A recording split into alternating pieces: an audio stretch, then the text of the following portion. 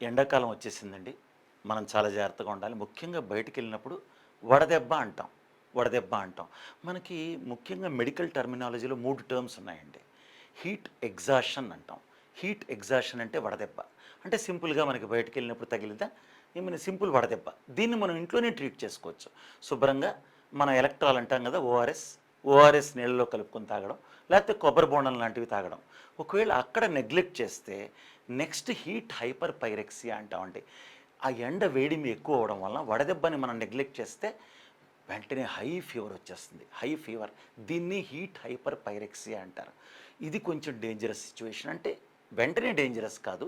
దీనికి కూడా మనం చక్కగా ఒకవేళ పేషెంట్ కనుక తాగగలిగితే అంటే కొబ్బరి బోండం నీళ్ళు కానీ, ఎలక్ట్రాల్ అది ఓఆర్ఎస్ కానీ రెగ్యులర్గా కనుక మీరు ఎక్కువ ఇచ్చి పారాసిటమాల్ లాంటిది ఇస్తే ఇంటి దగ్గర ట్రీట్ చేయొచ్చు. లేదు బాగా విపరీతమైన జ్వరం కనుక వచ్చేస్తే మీరు తప్పకుండా హాస్పిటల్ తీసుకెళ్లాల్సి వస్తుంది. నెక్స్ట్ స్టేజ్ ఏంటంటే హీట్ స్ట్రోక్. హీట్ స్ట్రోక్ అంటాం. ఇది మాత్రం డేంజర్. ఎందుకంటే ఈ హీట్ ఎగ్జాషన్ వడదెబ్బ నుంచి next high fever, heat hyper pyrexia నుంచి నెక్స్ట్ హీట్ స్ట్రోక్లోకి వచ్చాడు పేషెంట్. హీట్ స్ట్రోక్ అంటే ఏంటంటే పేషెంట్ కొద్దిగా చెరుపు మరుపుగా ఉంటాడు. సరిగా మాట్లాడే పరిస్థితిలో ఉండరు. ఒక్కొక్కసారి ఊపిరి తీసుకోవడంలో కూడా ఇబ్బంది రావచ్చు. మూత్రం అనేది అసలు ఏమాత్రం లేదు, కంప్లీట్గా యూరిన్ ఆగిపోయింది. సో ఈ పేషెంట్కి అర్జెంటుగా ఐవీ ఫ్లూయిడ్స్ పెట్టాలి.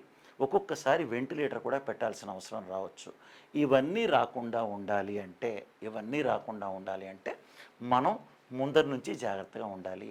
సింపుల్గా మీరు వాటర్ క్యారీ చేయండి. చక్కగా ఒక బాటిల్లో వాటర్ క్యారీ చేయండి. అందులో చక్కగా కొద్దిగా నిమ్మరసం, చక్కగా ఉప్పు నిమ్మరసం చాలండి. కొద్దిగా ఉప్పు వేయండి, కొద్దిగా నిమ్మరసం వేయండి, పల్చగా చేసుకుని కొంచెం సాల్ట్ ఎక్కువ వేసి లైట్గా నిమ్మకాయ పిండుకుంటే లేదా ఓఆర్ఎస్ పౌడర్ వాటర్లో కలిపేసి మీరు ఆ బాటిల్ క్యారీ చేసి రెగ్యులర్గా వాటర్ తాగుతూ ఉండండి. సాధ్యమైనంత వరకు విపరీతమైన ఎండలో మాత్రం రోడ్డు మీద తిరక్కండి. నీడ పట్టున మాత్రమే ఉండండి. చాలా డేంజరస్ సిచ్యువేషన్.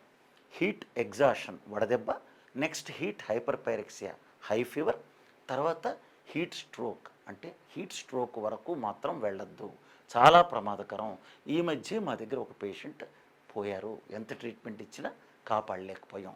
జాగ్రత్త అండి.